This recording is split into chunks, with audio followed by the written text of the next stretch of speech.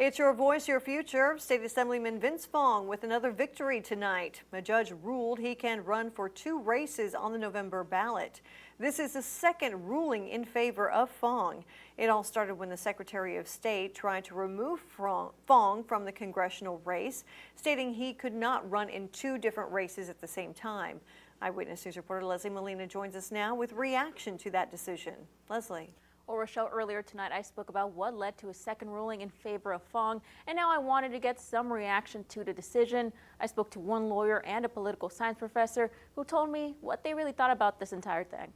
I don't know if I was expecting it. I guess I'm not surprised. For a second time, a ruling has been made in favor of keeping Vince Fong in the 20th Congressional District race and in the race for re-election to State Assembly.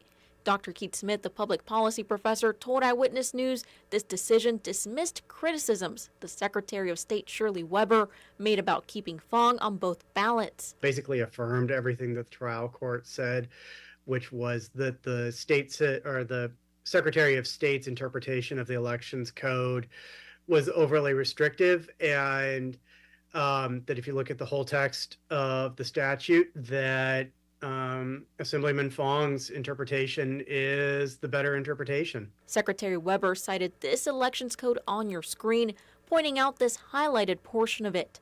Both the district and appeal court's ruling said her understanding of this word was wrong and said it actually only applies to independent candidates. Do you think the district court's first ruling had an impact in the second ruling? The lower court's opinion absolutely had a lot to do with what the higher court did. Attorney Ron Sombrano with West Coast Trial Lawyers said there is a small likelihood Secretary Weber could once again appeal the decision. But he believes that at this point, it would be more of a political decision than a legal one. Yes, it could if the Secretary of State is upset enough about the interpretation, although it should go through the legal process internally, right? There should be some, hey, everybody read what the appellate court said. Is this worth, do we have a shot? And is it worth it? Like, do we really want to fight someone getting on a ballot? Dr. Smith, on the other hand, thinks an appeal by Weber will not happen. What do you think is the likelihood of, the decision being appealed once again and maybe heading to the state Supreme Court? No, so there's a little bit of time between now and the 12th, like there's 3 days left. But on Friday, the Secretary of State has to certify the elections. And so unless the California State Supreme Court is going to act within that very constrained time period, it's done.